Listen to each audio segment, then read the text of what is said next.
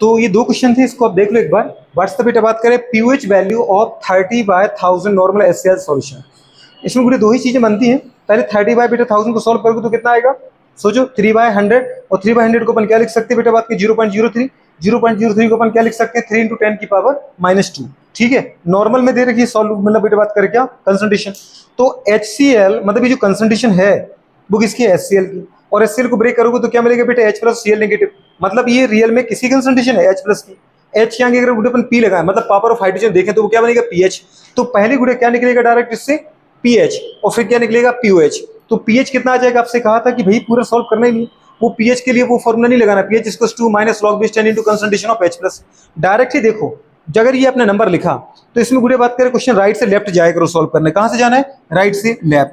जो 10 की पावर है उसको पकड़ो, पावर पावर पकड़ ली, फिर माइनस लगा तो माइनस लगा दो, और जो आगे वैल्यू है उसकी लॉग वैल्यू को क्या करो, माइनस करो। तो हमने क्या लिखा, देखो फिर देखो अगर ऐसी वैल्यू आ जाए तो जो 10 की पावर है वो पावर को आगे लिखो, सबसे पहले पावर लिखो, फिर माइनस का साइन है तो माइनस लगाओ, फिर ये सॉल्व हो गया ना टोटल।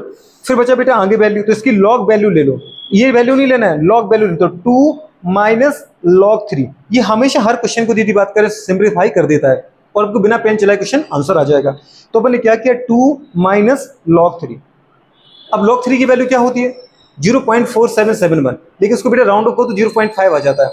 तो हमने क्या किया 2 - 0.5 किया तो कितना आ गया 1.5। मतलब रियल में जो H है, H मतलब पावर ऑफ हाइड्रोजन जो है उसकी वैल्यू कितनी आ गई बेटा बात करें 1.5। अगर pH 1.5 आ गया तो pH + pH कितना होता है 14।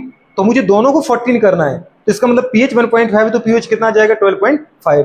अगर pH 12.5 आ गया तो इन दोनों को देखो, अपन ने क्या कहा था बेटा बात करें pH स्केल में, अगर pH की वैल्यू मोर देन 7 तो बेसिक, और pH की वैल्यू क्या है लेस देन 7 है तो एसिडिक। ये तो 1.5 है, हाईली गुड बात एसिडिक में जा रहा है। कैसे जा रहा है, तो नेचर कैसा आ गया बेटा एसिडिक आ गया। क्या आ गया, इसको दीदी बात का सिंपली करके याद रखो। हाँ, अगर यहाँ पे NaOH जैसी कोई मॉलिक्यूल होता तो OH NaOH से आपको मिलता है OH, और OH के आगे अगर अपन P लगाते तो बनता POH, तो डायरेक्ट POH ही निकल जाता। समझे क्या, ठीक है।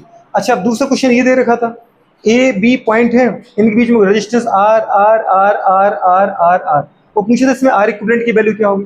तो अगर बेटा ऐसा केस हो जैसे अपने बोले यहाँ फ्री एंड थे, देखो फिर अपने यहाँ बैटरी लगा रखी, फ्री एंड का मतलब ही वहाँ बैटरी लगी है, एक टर्मिनल बनेगा हाई पोटेंशियल, एक बनेगा लो पोटेंशियल। मैंने बी को हाई पोटेंशियल मान लिया, तो जैसे बेटा बताओ बी से करंट गया तो यहाँ पे करंट बटा, मतलब ये इसमें I बन गया, इसमें I2 गया, तो यहाँ पर दोनों किस में आ गए पैरेलल में। करंट और आगे बढ़ा I2 गुड़े ऊपर गया तो I3, और इधर आगे I4 में डिवाइड हो गया, करंट फिर बटा, इसका मतलब दोनों फिर पैरेलल में आ गए। अब नीचे गुड़े बात कर I4 गया, वो आगे बढ़ा I4 गया, आगे गुड़े बढ़ा I4 गया, क्योंकि यहाँ करंट बढ़ने के लिए ब्रांच ही नहीं था। करंट अगर नहीं बढ़ा तो तीनों रेजिस्टेंस किसी में आके सीरीज में, और सीरीज में गुड़े बात कर रेजिस्टेंस क्या होता है डायरेक्ट जुड़ते हैं। अगर करंट सेम है रेजिस्टेंस में तो रेजिस्टेंस सीरीज में कहलाते हैं, तो अगर करंट बढ़ रहा है रेजिस्टेंस में तो करंट पैर तो रेजिस्टेंस पैरेलल में कहलाते हैं। सीरीज में अगर रेजिस्टेंस तो डायरेक्ट जुड़ जाते हैं, R = R1 + R2 + R3 जुड़ते। अब बेटा बात करते हैं तीन रेजिस्टेंस, तो R + R + R कितना हो गया 3R, तो इसको पूरे शॉर्ट करना है अपन ने। अब इन तीनों R को एक साथ लिख दो 3R, फिर बचा कौन कौन बेटा R R R R, तो अपन ने इनको बना दिया R R R R पूरी 3R।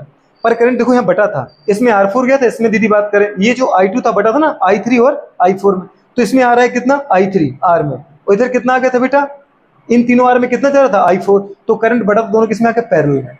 अगर रेजिस्टेंस पैरेलल में तो अपन कैसे सॉल्व करते R equivalent = 1/R equivalent = 1/R1 + 1/R2 + 1/R3।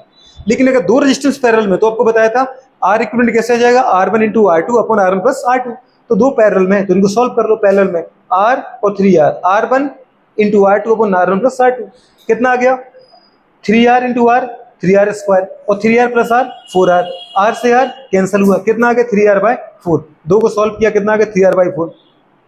अब 5 में से कितने बचे 4 बचे, R R R और जल्दी बोलो 3R/4। वो अपन ने बेटा बात कर इस तरीके से ये बना दिया, बनाया क्या बनाया R R 3R/4 और R।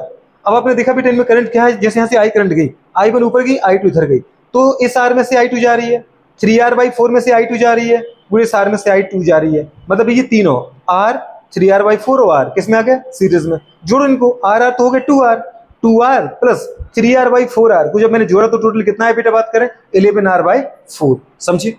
अच्छे गुड़े बात करें, आपने देखा 1 2 3 4 तीन रेजिस्टेंस को मैंने सॉल्व कर लिया, तो तीनों का रिजल्टेंट कितना आ गया 11R/4। अब बेटा बात की 11R/4 इस R के साथ किसमें पैरेलल में, क्यों करंट बढ़ रहा था ना, इधर I2 इधर I1, तो अपने बनाए बेटा बात का एक और सर्किट, I1 R में R से गुजर रही है और I2 जो गुजर रही है वो किससे गुजर रही है, 11/4 से। अब दीदी फिर पैरेलल में आ गए क्योंकि यहाँ पे करंट बढ़ रहा है, तो फिर सॉल्व कर दो वही। कैसे करेंगे, R इक्विवेलेंट निकालने के लिए R1 into R2 upon R1 plus R2, तो 11/11R/4 plus sorry into R upon क्या आ जाएगा बेटा 11R/4 प्लस R। 11R बुरे बात कर 11R/4 इंटू R का सॉल्व करोगे तो ये आ जाएगा क्या 11 बुरे बात का बाई 4 R स्क्वायर, और अपॉन में नीचे क्या था 11R/4 प्लस R, तो ये टोटल कितना हो गया बेटा बात कर हमारे पास 15R/4। 4 से 4 कैंसिल हो गया, R से R कैंसिल हो गया, आंसर कितना आ गया 11R/15, ये आपका आंसर आ जाएगा, समझे।